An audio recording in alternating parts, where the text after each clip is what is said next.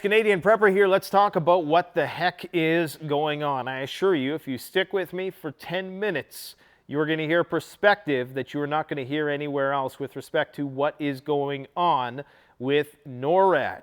Now, I would bet the house on this explanation. I am so confident in this explanation that I would bet the house that this is, what I'm about to tell you, exactly what they are up to, okay? And if you came here for dragons and to chase red herrings down rabbit holes, then you came to the wrong place, because I'm not playing that alien, UFO, trapezoidal, cylindrical, zero propulsion, whatever the heck they're trying to shove down our throats. I'm not playing that game.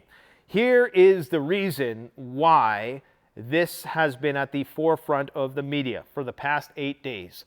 Are you ready? Okay, it's incredibly simple. If you haven't realized it yet, we are on the brink of a world war, and the United States has done very little up until this point to prepare NORAD for this possibility. So what they are trying to do is increase the baseline level of combat readiness of NORAD under the guise of chasing UFOs. And they're making all these tacit references to, well, it might be aliens. And even the general of NORAD came out today and he says, well, you know, I can't rule out aliens. Reporter distinctly asked him, do you think this is aliens? He's like, well, I can't rule it out. They know exactly what they're trying to do, okay? It's called a wild goose chase, and they're trying to send you on one. I would encourage you not to let your brain fall out when overanalyzing this situation. It's very, very simple what is going on right now, in my personal opinion. We are in a escalating major geopolitical crisis as a result of the Ukrainian war and many other hotspots around the planet, and as such, NORAD needs to increase its baseline level of combat readiness. They need people to be normalized and adapted to seeing more planes in the sky, more military exercises and just military activity in general without panicking and spooking the markets, because the Fed's already walking a tightrope with inflation. They don't want to do anything which could make inflation worse, which could potentially crash the economy, which could cause bank runs. A lot of this is to do with just keeping everybody from losing their shit, okay?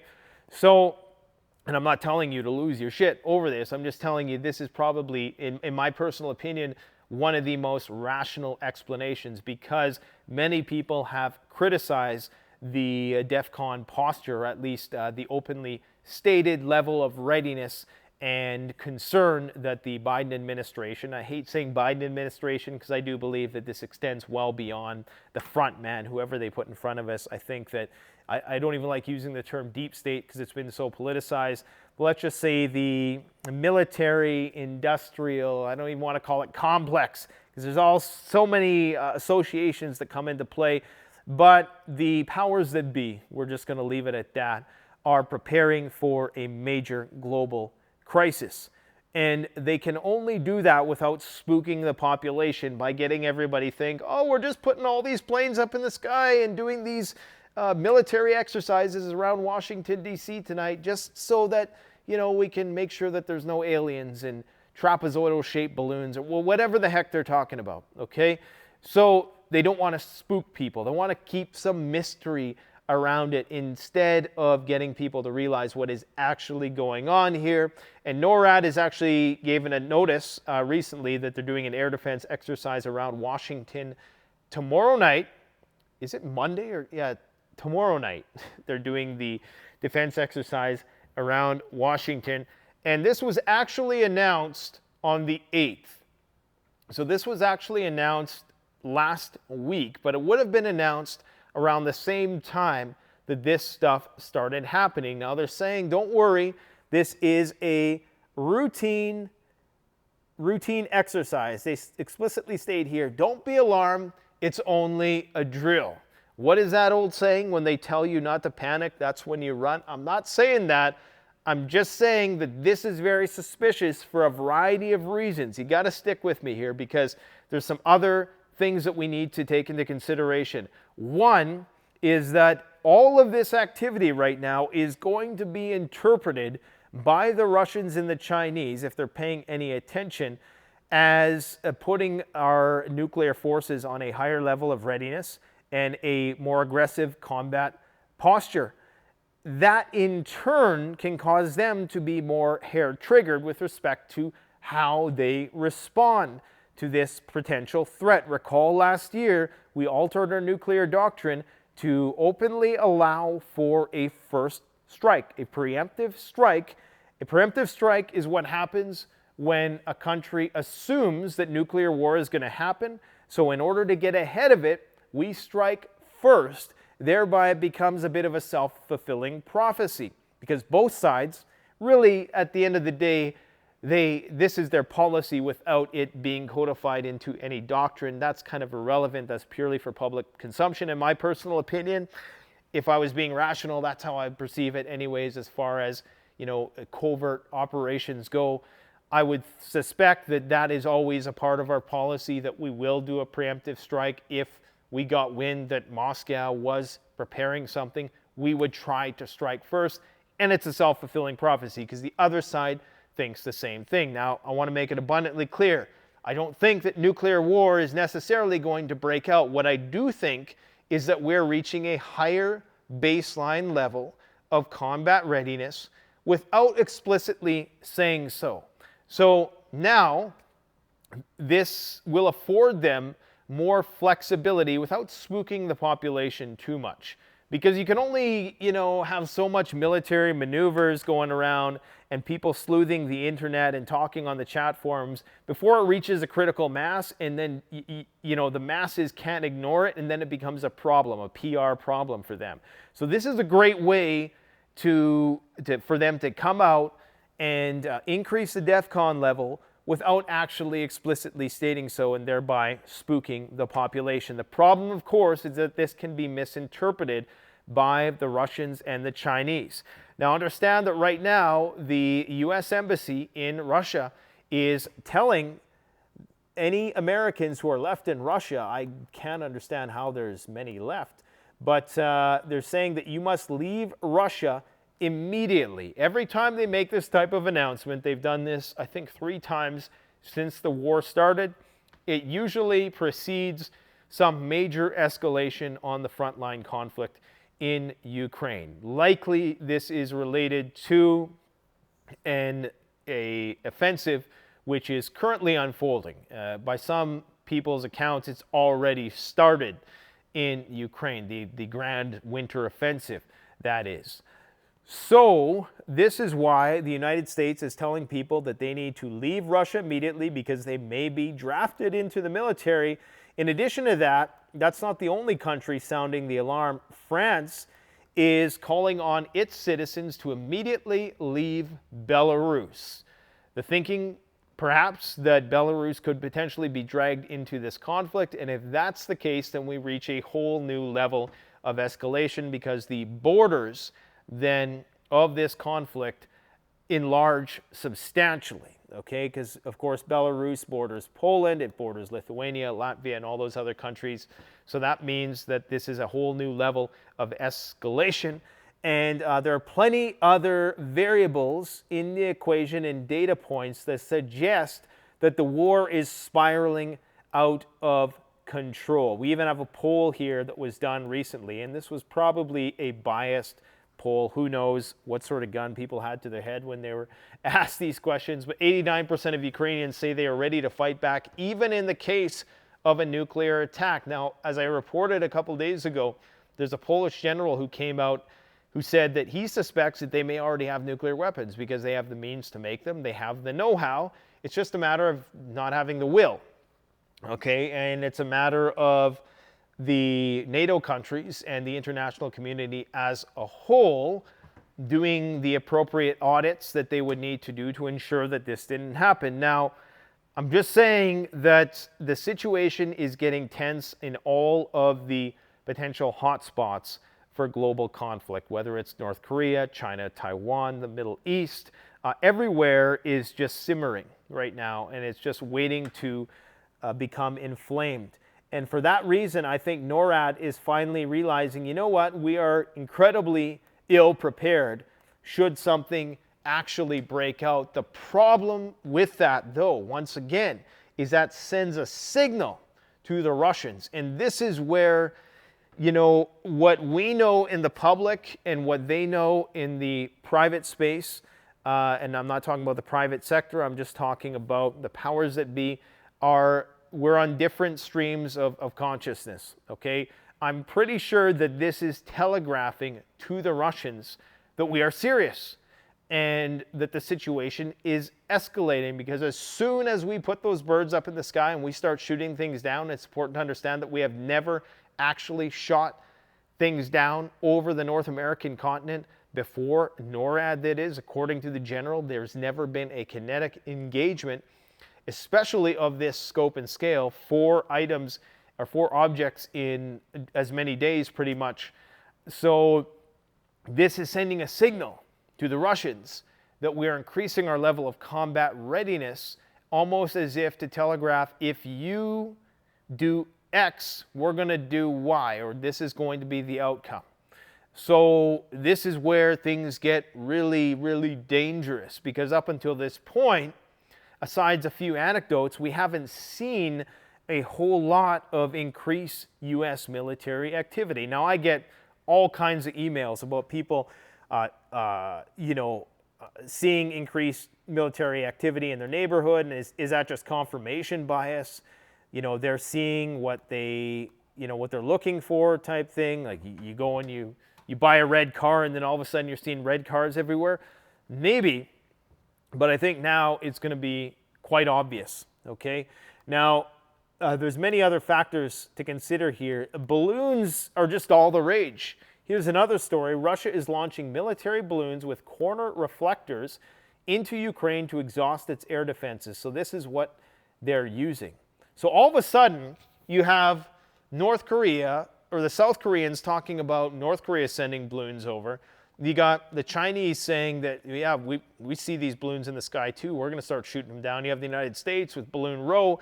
Now you have the Russians, who apparently have been using these balloons in order to try to exhaust Ukraine's air defense, because they send up this, I don't know, how much could this possibly be, a few $100 balloon? The Ukrainians have to shoot a missile to take this thing down because they don't know what it is, right? Or maybe a smaller surface-to-air thing, because it's not always clear on radar what these things are. So anyways, that's one of the concerns, is that this sort of technology, it's interesting how all of a sudden, you know, we're starting to hear more about balloons' role in the military. I mean, I realize it's been there all along, but suddenly all these stories are coming out at the same time. Now, if it is the case that the United States has simply adapted their filter, that is one of the explanations that's being floated around right now, is that, well, we've just altered the filter and we're seeing more things and we're shooting things down because we've changed the threshold for what we consider to be a threat after the Chinese balloon incident. Then that begs the question, well, how many of these things have been circulating throughout the North American continent for many, many decades, either unnoticed or completely ignored? Okay, this is something if there's things floating around that are the size of a car, obviously these things are not going to be big enough to hold serious payloads, because you need a balloon like the Chinese one that was 3 busloads long in order to carry a 2,000-pound payload, which would be a massive nuclear weapon, which could easily create EMP havoc across the continental United States and Canada. But that doesn't mean that these little balloons that are out there floated over, across, or over top, or however they got here, or maybe they were put up by, people who are weather enthusiasts. I don't know. Regardless, this has been happening then for a while now, and they're only starting to take note of it. So we're likely going to see and hear about more and more shoot downs, and all of this is going to normalize NORAD's activation for people. Already, Canada has now been normalized to U.S. fighter jets shooting things down over our skies, like instantly, overnight. Okay, and even Justin Trudeau came out today and insinuated that these events are interlinked. I think he's the only one who has explicitly stated that. He says that it's pretty obvious that these are all connected events.